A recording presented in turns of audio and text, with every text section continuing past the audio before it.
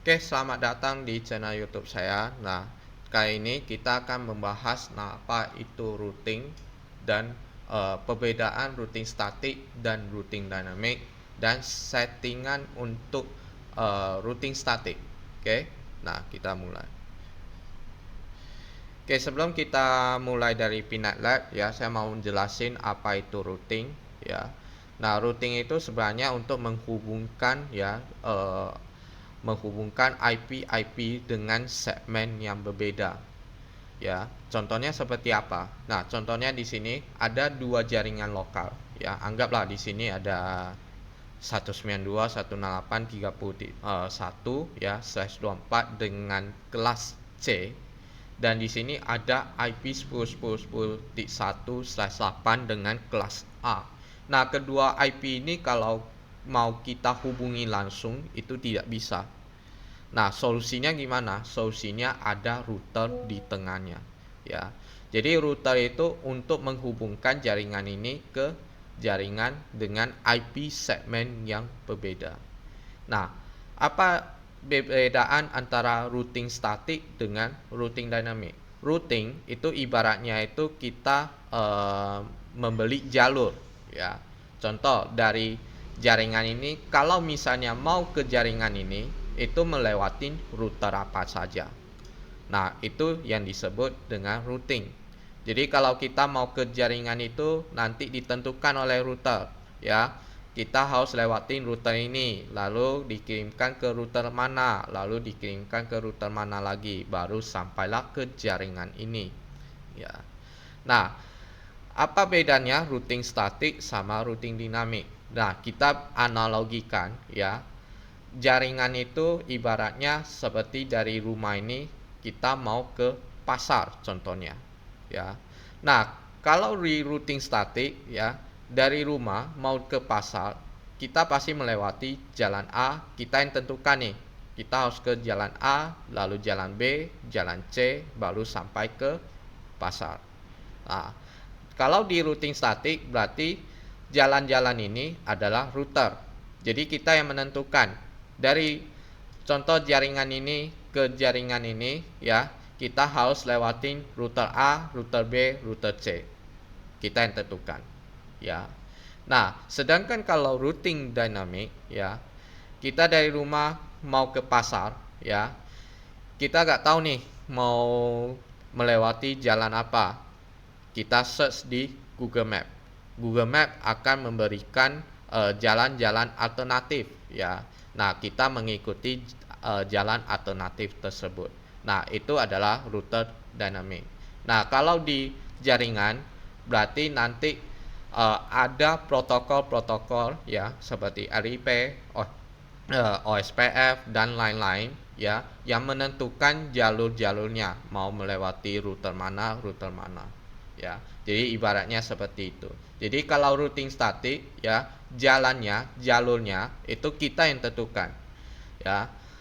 Sedangkan kalau router dynamic itu ditentukan oleh protokol atau aplikasi di sini, ya.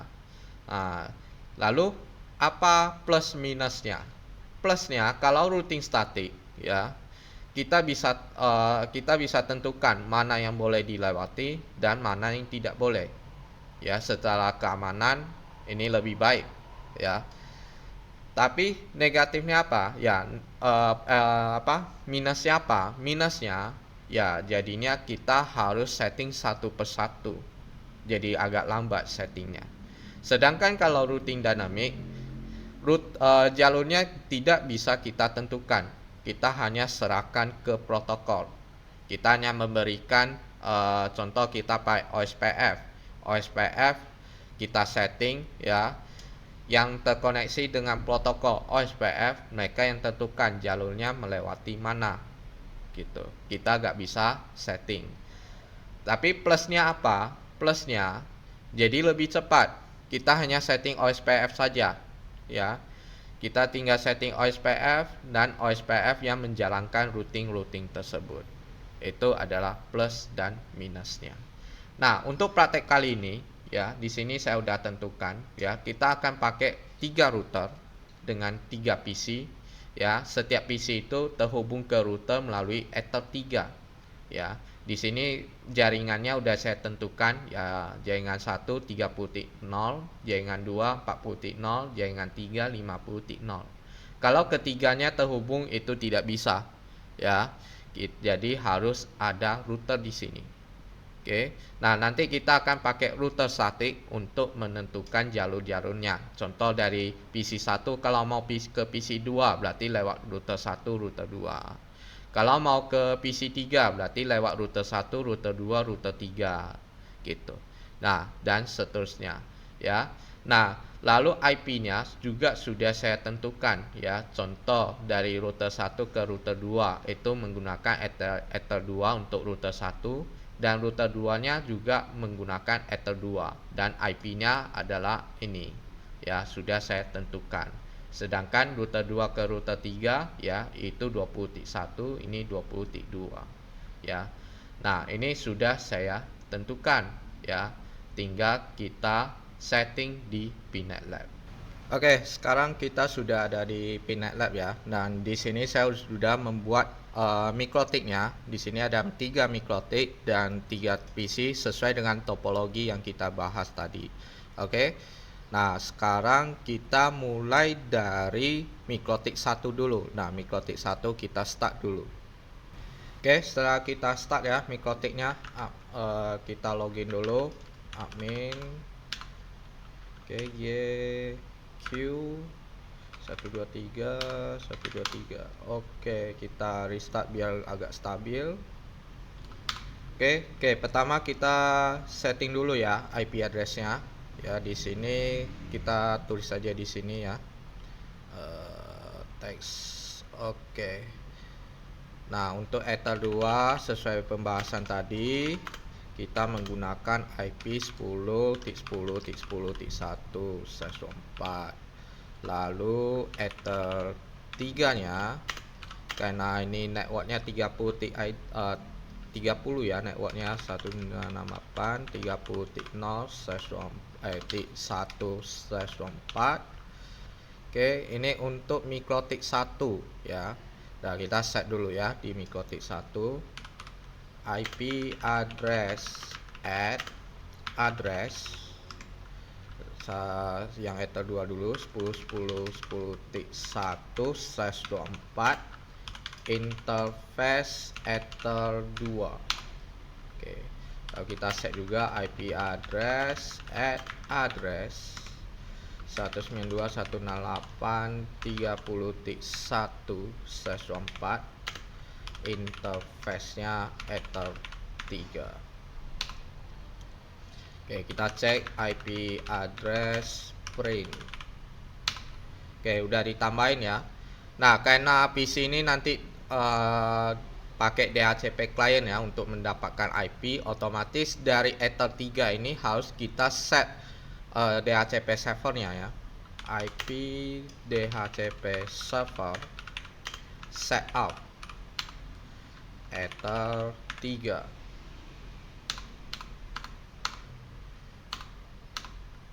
Oke, coba kita cek server print. Oke, sudah kita buat ya. Coba kita tes di PC 1 ya. Ini seharusnya PC 1. Tunggu saya edit dulu. Ini PC 1. Ini PC 2. Dan ini PC 3. Oke, PC 1 kita start dulu. Oke, tinggal ketik IP DHCP.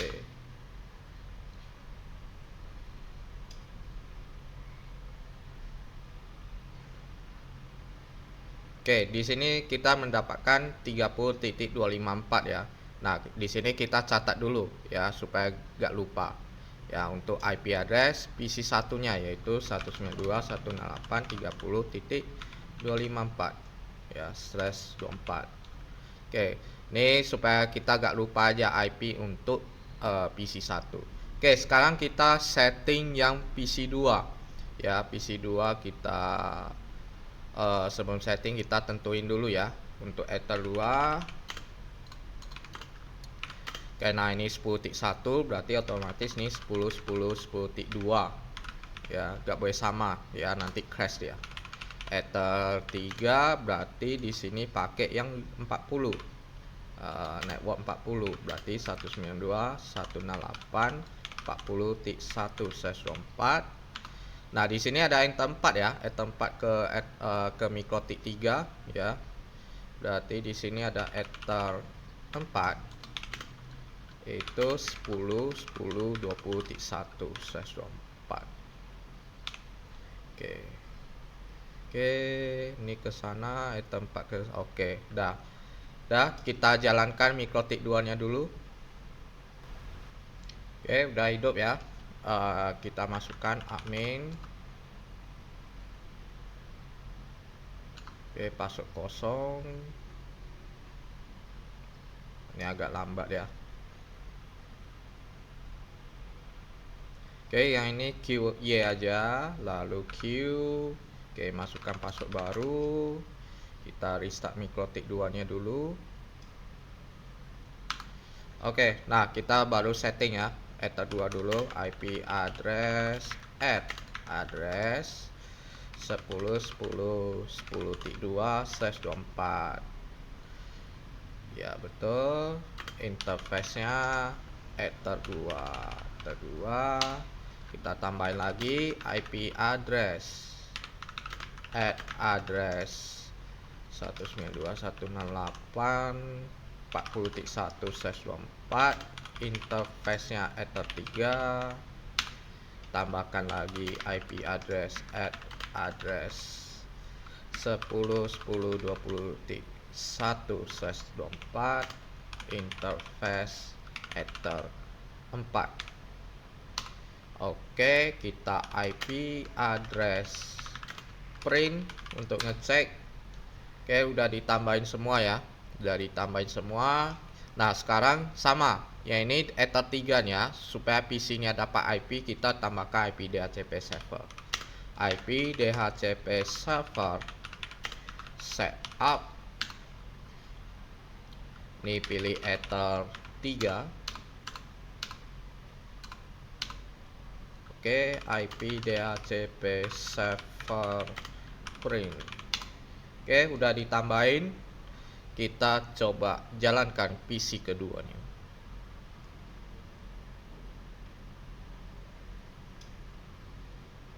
Oke, di PC kedua kita coba IP DHCP, apakah dia dapat IP-nya. Oke, sudah dapat ya 40.254. Nah, jadi kita langsung tandain di sini supaya ingat.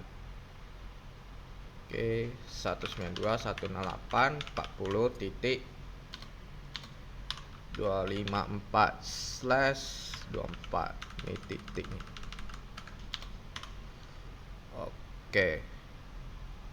Oke, udah PC 2 sudah, kita lanjut setting yang PC ketiga ya. Untuk PC ketiga di sini aja kita tambahkan teksnya. Nah, di sini aja.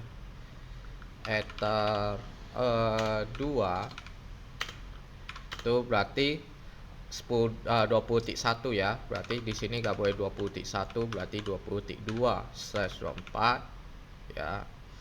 Lalu Ether 3-nya tadi networknya 50 ya.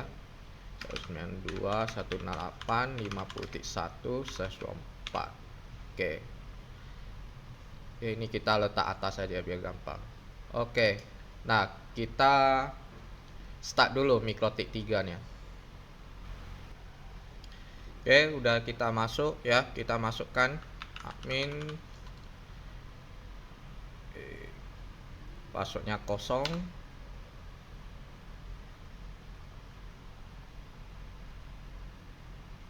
Oke, ini yes saja, ini Q, password 123.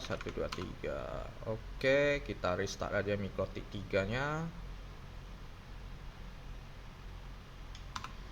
Oke, sama, kita masukkan Ether 2 Ether 3-nya. IP address, address 20 ya, 20.2/24 interface ether 2.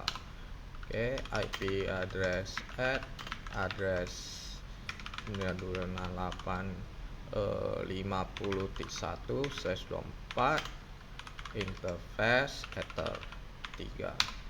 Oke, IP address print. Oke, kita tambahkan DHCP servernya sama. Setup ether 3.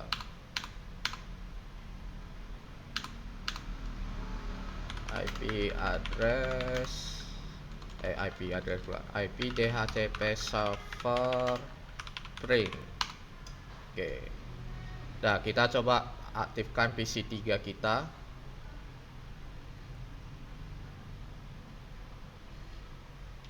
IP DHCP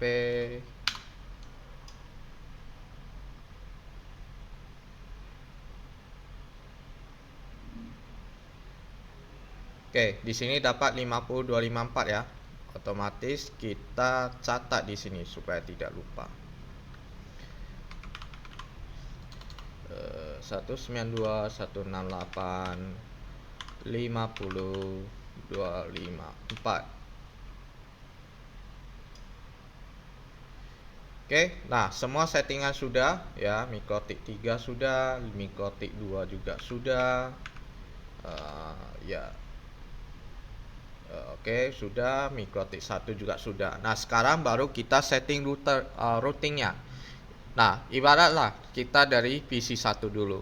Nah, PC 1 agar bisa ke PC 2 otomatis dia harus melewati Mikotik 2 ya.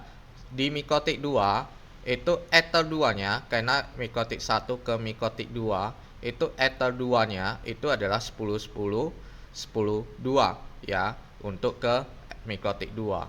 Nah, untuk PC 2 networknya otomatis adalah 40.0/24. Nah, ini hal yang harus kita ketahui dulu. Kenapa? Karena nanti di settingannya kita harus set dari Mikotik 1 otomatis kalau misalnya mau ke network sini ya, network di sini, berarti networknya harus 40.0 ya, melewati ether 2 dengan IP 10.10.10.2 gitu ya. Kita ambil contoh aja ya. Di sini saya coba IP root ya, kita add pertama kita masukkan DSD address. Nah, DSD address ini adalah network yang mau kita tuju, yaitu sini ya, yaitu 40.0 ya, bukan 254, tapi network yang kita masukkan ya, yaitu 192.168.40.0/24 ya. Tik 0 itu network ya, network. Oke, lalu kita masukkan yang kedua yaitu gateway.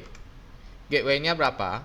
Gateway-nya yaitu karena melewati Mikotik 2 yaitu ether 2 di sini. Karena dari Mikotik 1 ke Mikotik 2 lewat ether 2 ya. Ether 2-nya itu adalah 10.10.10.2. 10.10.10.2. Gak usah /24. Oke, kita enter. Kita coba cek IP root print. Nah, biasanya kalau kita berhasil, di sini akan muncul AS di sini ya.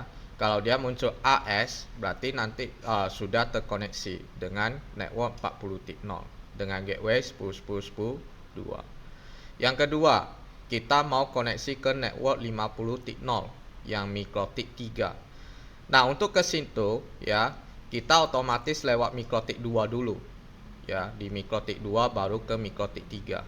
Tapi yang kita masukkan gateway-nya adalah ETH2 dari Mikotik 2. Kenapa? Karena kita masih di Mikotik 1. Mikotik 1 kalau mau ke Mikotik 3 dia harus melewati Mikotik 2. Dia ke sini dia. Jadi gateway-nya kita tetap masukkan yang di sini. Tetapi network-nya adalah network Mikotik 3 yaitu 50.0 ya. Kita masukkan, kita tambahkan lagi ya. IP root add DST address 192.168.50.0/24. Gateway-nya adalah sama 10.10.10.2. Oke, kita IP root print. Oke, sudah AS ya, berarti sudah terkoneksi. Apakah sekarang sudah bisa ping? Belum bisa ya, karena ping itu harus bolak-balik. Jadi dia ke sana, nanti paketnya harus balik lagi. Ya, jadi kita harus setting semuanya selesai.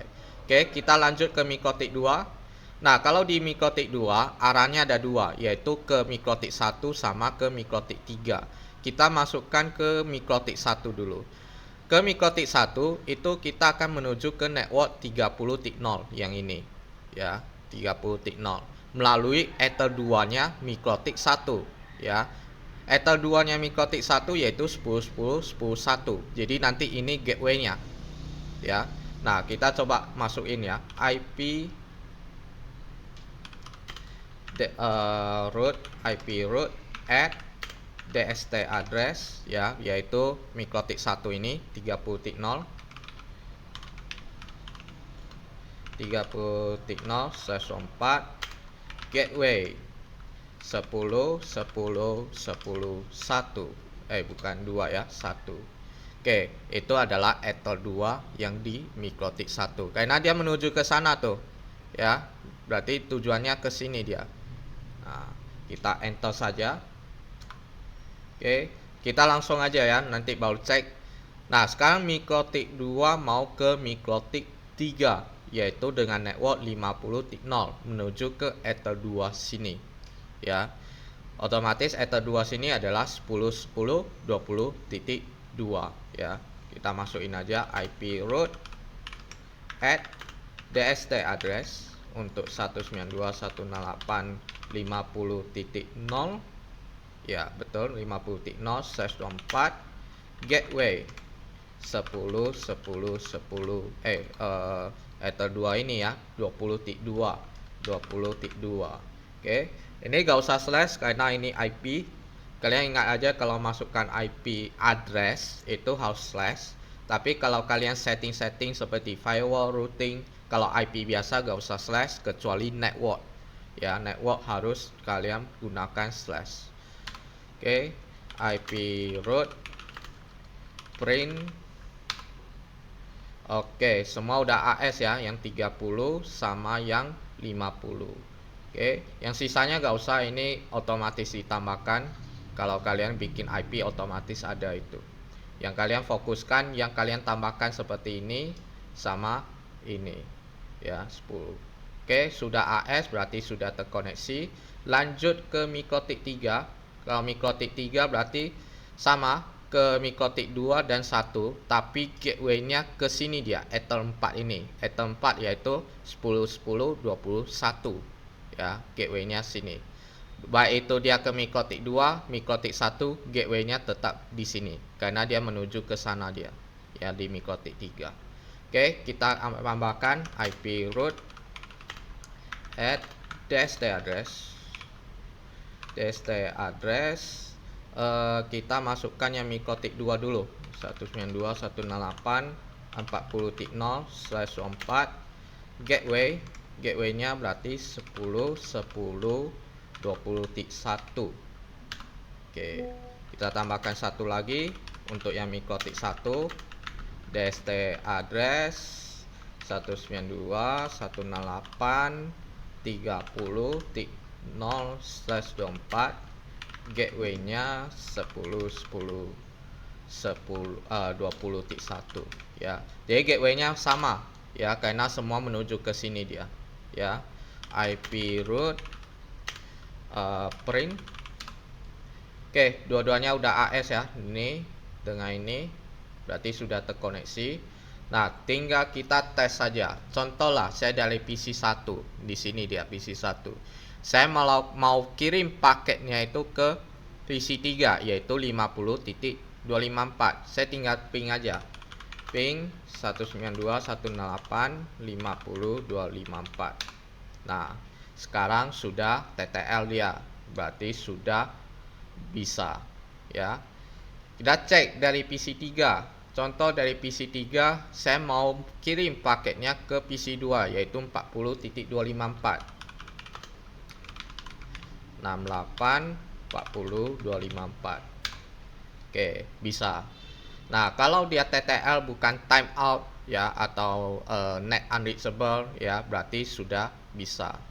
Ya, kalau dia muncul timeout atau host unreachable atau net unreachable itu berarti paket kita tidak terkirimkan. Kalau ini TTL berarti sudah bisa dia, baik itu ke PC 1, PC 2 atau PC 3. Kita bisa cek nih. Nah, contoh ini saya mau kirim ke PC 1 30.254. Nah, bisa. Kalau saya mau kirim ke PC 3 berarti 50.254. Nah, bisa.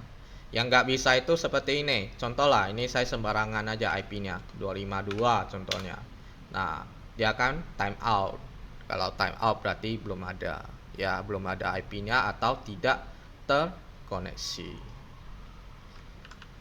Oke, demikian tutorial kali ini. Nah, kedepannya kita akan coba ke routing dinamis. Sampai jumpa di video selanjutnya.